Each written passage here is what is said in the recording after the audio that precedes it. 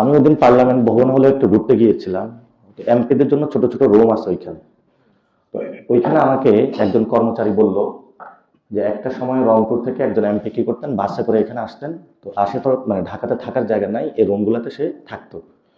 তো ওইখানে যারা লয়ার স্টুডেন্ট ছিল ঢাকা ইউনিভার্সিটির বিভিন্ন জায়গায়, এরা এসে ড্রাফটিং রেডি করে দিত যে সমাজের যে আমাদের একটা বিল যখন উত্থাপন হবে এটা কেমন হবে। তো ওটা হলো যে 500 টাকা দিয়ে সে রংপুর থেকে আসতো, আবারই পার্লামেন্ট সেশন করে 500 টাকা দিয়ে চলে যেত। এটা ছিল বাংলাদেশের সিস্টেম। এবং ওই সময় ছিল একজন পার্লামেন্টেরিয়ান মেম্বার জয়ী হওয়ার জন্য কোটি কোটি টাকা তার খরচ করতে হতো না। এখন বর্তমান যে অবস্থায় আছি আমরা, একজন পার্লামেন্টেরিয়ান মেম্বার কোথাও 50 কোটি, কোথাও 100 কোটি, কোথাও 5 কোটি, কোথাও 10 কোটি এমন করে খরচ করা হয়ে থাকে। এগুলো আমাদের সমাজের ব্যবস্থা। তো আমরা এই গণ অভ্যুত্থানটা হয়েছে, আমাদের অনেক ভাই শহীদ হয়েছে। আমরা নতুন একটা ব্যবস্থা বাংলাদেশে চালু করতে চেয়েছিলাম। এর মধ্যে গণতান্ত্রিক একটা ইলেকশন এসেছে। এই ইলেকশনটা গণ অভ্যুত্থানের পরে দুইটা কাজ হবে। একটা হলো গণভোটে হ্যাঁ, এর মধ্য দিয়ে অনেকগুলা আইন পরিবর্তন হয়ে যাবে, সাথে সাথে ভালো পার্লামেন্টারি মেম্বার আমরা সংসদে পাঠাতে চাই। তো দুইটা বিষয় আপনাদের কাছে আমানত ভোট থাকবে এই পার্লামেন্টারি ইলেকশনে। তো বাংলাদেশের যে চাবি, পরিবর্তনের চাবি, এটা আপনাদের হাতে। আপনারা এটা কিভাবে ঘুরাবেন, তালা খুলবেন নাকি খুলবেন না, এটা আপনাদের ইচ্ছা। তো সবাই আমাদের জন্য দোয়া করবেন।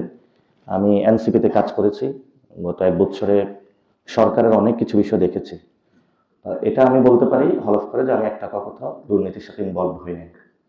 এখন আপনাদের হাতে চাবি, আপনারা কি চাবি ঘুরাবেন নাকি ঘুরাবেন না। সবাই আমরা সবার জন্য দোয়া করি। আর আমাদের যে শহীদ ওসমান হাদি ভাই, উনি শহীদ হয়েছেন, এই পর্যন্ত এখনো তার বিচার হয়নি। তো ওনার ফ্যামিলির জন্য, ওনার ছোট একটা বাচ্চা রয়েছে, ওনার ওয়াইফের জন্য সবাই দোয়া করি। ওনার মা আছে অসুস্থ, ভাই বোন যারা রয়েছে তাদের জন্য দোয়া করি। সাথে সাথে যাতে আমরা সমাজে প্রত্যেকটি যে হত্যাকাণ্ড হয়েছে সেটা বিচারের জন্য আমরা দাঁড়াতে পারি, আল্লাহ সেই তৌফিক আমাদের দান করুন। ও যেটা বললো যে এবার পার্লামেন্টারি ইলেকশন একটা গণভোট হবে, যেটার মধ্য দিয়ে হ্যাঁ অথবা না দুইটা দেওয়া যাবে, সিল দেওয়া যাবে। যদি আপনি হ্যাঁ সাইন করেন বা এটাতে সিল মারেন, তাহলে এক ব্যক্তি 10 বছরের বেশি প্রধানমন্ত্রী হতে পারবে না। বিচার বিভাগ, পার্লামেন্টারি সেশন এবং সরকার প্রত্যেকটা আলাদা আলাদা হবে। এখন যে ব্যবস্থা রয়েছে একজনে সবকিছু চালায়, তখন হলো কয়েকজন ব্যক্তি চালাবে। একজনে যদি ভুল করে আরেকজনে ধরতে পারবে, আরেকজনে ভুল করলে আরেকজনে দেখতে পারবে। সমাজে চেক অ্যান্ড ব্যালেন্স থাকবে। এটাও কিন্তু এই ইলেকশন হতে যাচ্ছে। এই ইলেকশন